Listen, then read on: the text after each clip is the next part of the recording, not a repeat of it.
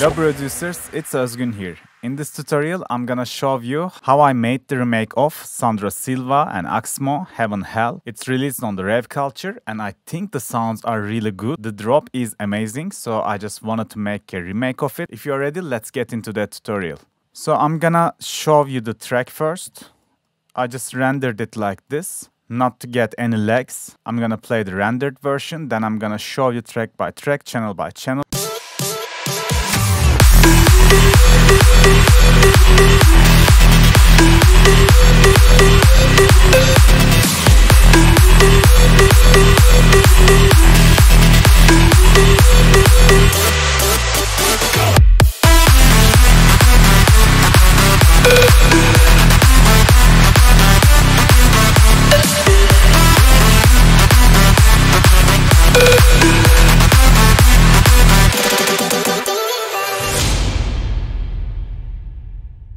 So okay, let's start with the kick. I layered two different kicks.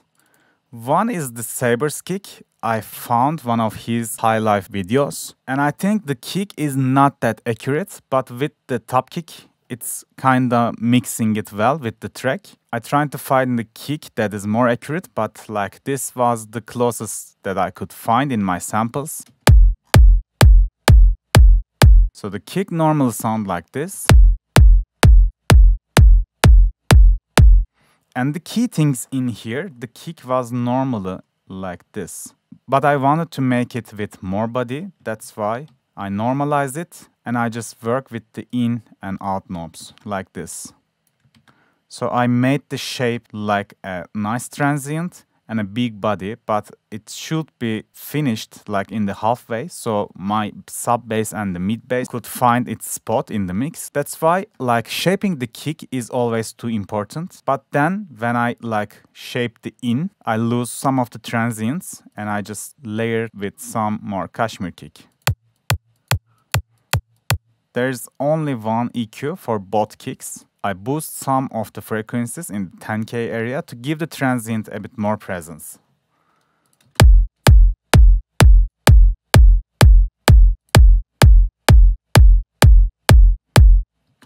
It's not that hearable, but in the mix that helps kick to push through from the mix. And let's go to the sub bass. Actually, this sub bass is really extracted kick from the track itself, from the original track. But I don't want to use the extracted kick and the sub because that was cheating. So I use only the sub part of it because the pitch bend automations or like the vibe was really unique in the sub. Normally it sounds like this without any processing. And let's see what I done to it. There's only one EQ that's cutting the highs, so I only get the sub frequencies of it. And there's a sidechain. That's all. With the kick and sub, they sound like this together.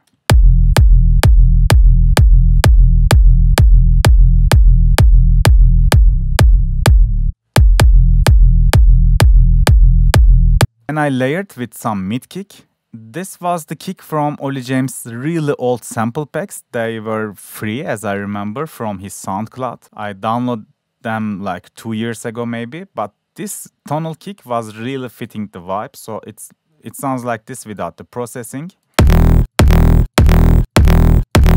I cut the sub frequencies, so not to clash with my original sub. And I dip a bit of the high end because they were clashing with my leads. And then I made it narrow, so they won't be any problems in the stereo field with the leads and all noises and background stuff. So I always make my basses a bit narrow to make a contrast between my other elements in the mix. And then I have a sidechain. Kick and bass sounds like this together.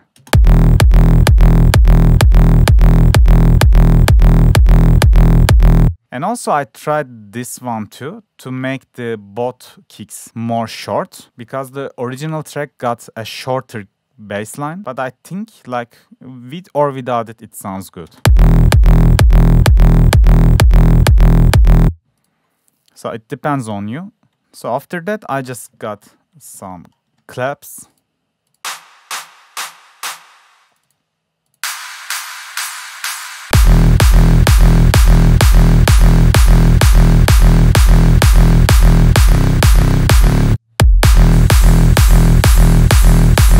For the claps, actually there is only LFO going on, so I just cleared the very ending part and I made a space, like just a little space to my kicks transient. So with this, the claps are more fitting to the mixdown. And we have rights, it's Kashmir rights. And I made the latency for left and right speakers like 10 milliseconds. And I cut almost all the mid and the bass frequencies. And in the second part of the drop, there's a pre-shifted clap. I used only one clap, but I could maybe layer with one more. There's only one EQ, that's all.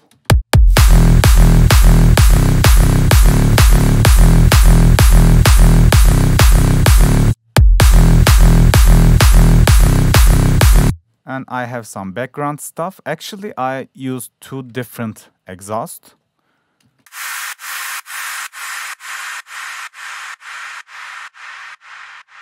Only sidechain, but there's nothing else. And the second one got an EQ to cut the lows and a sidechain. But this is like a less sidechain, so this is more silent and this is more like an impact. This is more like a white noise. And after that, I have an atmosphere sound. Again, I just colored it a bit and give some slightly sidechain. So with the kick, they sound like this. Also, I have a crash, but it's not going even any channels. So let's go here with all.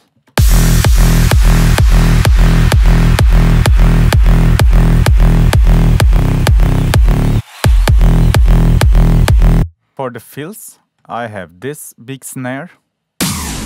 And in the second part, I have a noise like this.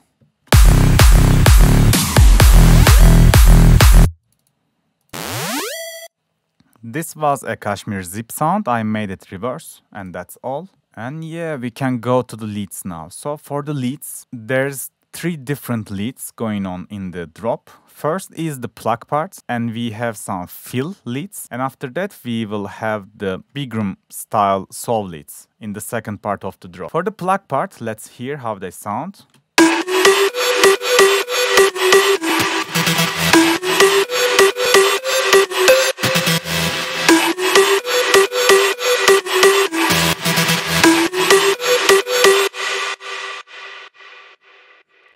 So I have one preset, which is this.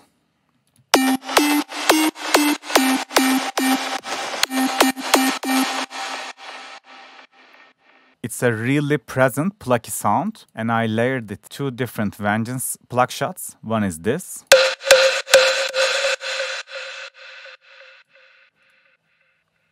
And the other one is this.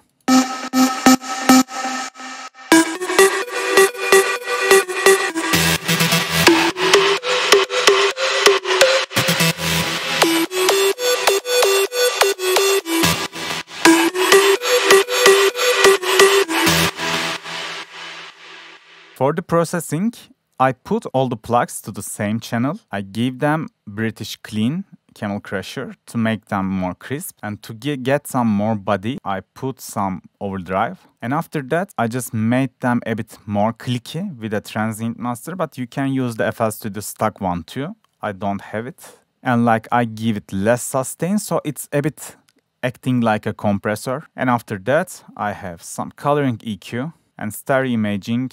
And finally, sidechain, that's all. Let's hear like activating them one by one. And you know already the Fruity Peak controller triggering the reverb drive at knob. You already knew this. I show it several times. That's why I'm getting a really clean mix down on the leads.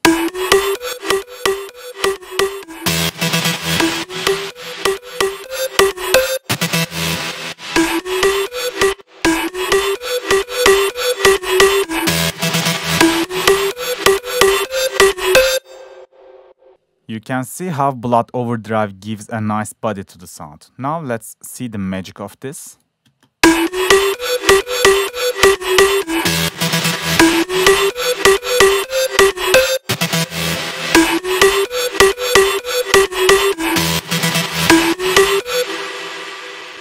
You can clearly see how the transient master makes it more clicky and like fit more to the mix. And let's see the EQ.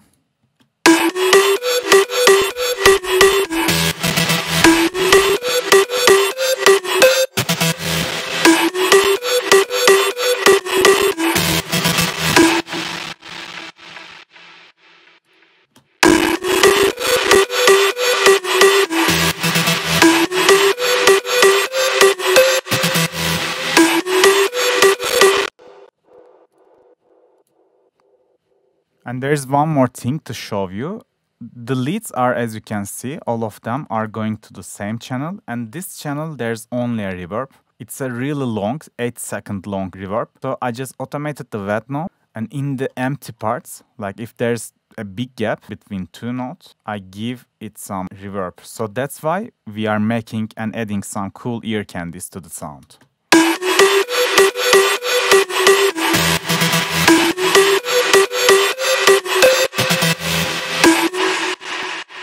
And let's see the fill lead. Actually, it's only one layer.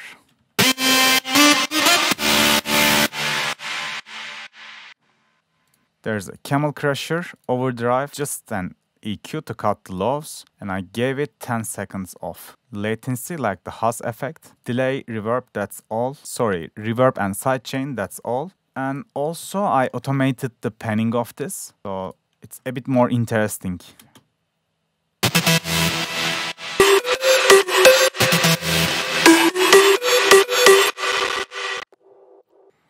And let's go the second part of the drop and see the solve leads. I used 4 different layers for them. So let's show you one by one. One is a spire layer. This is to give some texture to the sound. This is Saber signature break lead from their sample pack.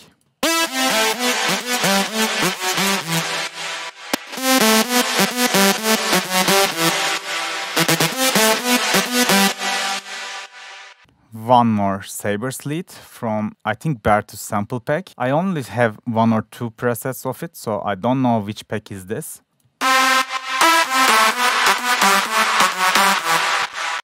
But it definitely sounds like the Dead Man Hand preset from Kashmir packs. And also one more from Bertus pack.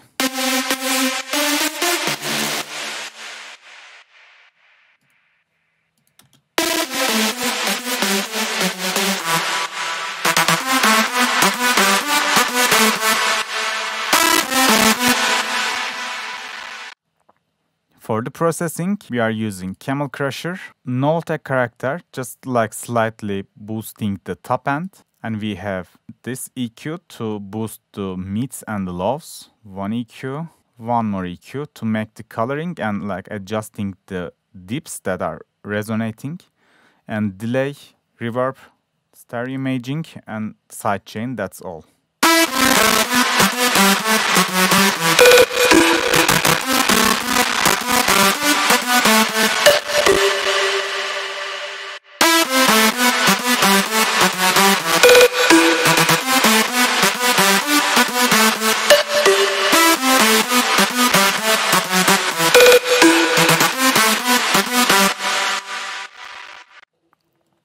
And let's go check the master, what I done on the master. Without the mastering, it sounds like this.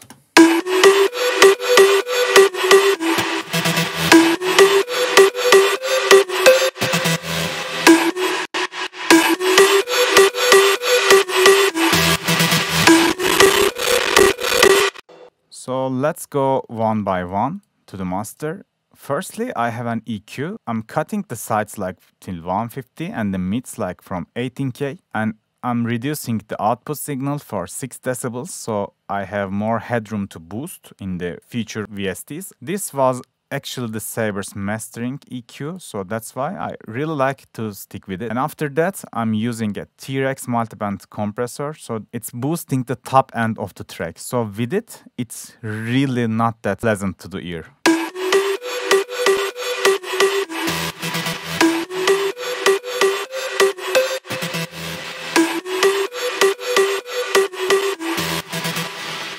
You can see how this adding a really nice air and the crisp to the top end. I really like it. And after that, I put multiband compression and like I just colored the track from here. So don't get fooled by this. It's boosted by 6 decibels, but it's also compressing 6 decibels. So when I made the threshold lower, it always in the compression. So it's only for cooling the low end. Let's see.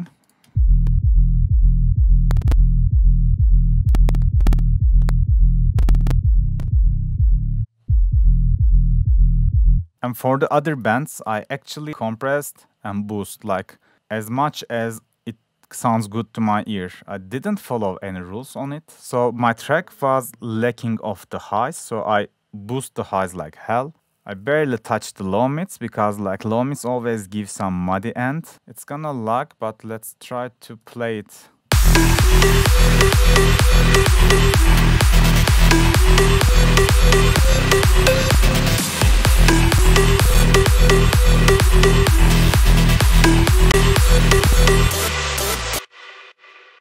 And after that, I just boosted in EDM aggressive tight preset, like 6 decibels, that's all. And the final result is this.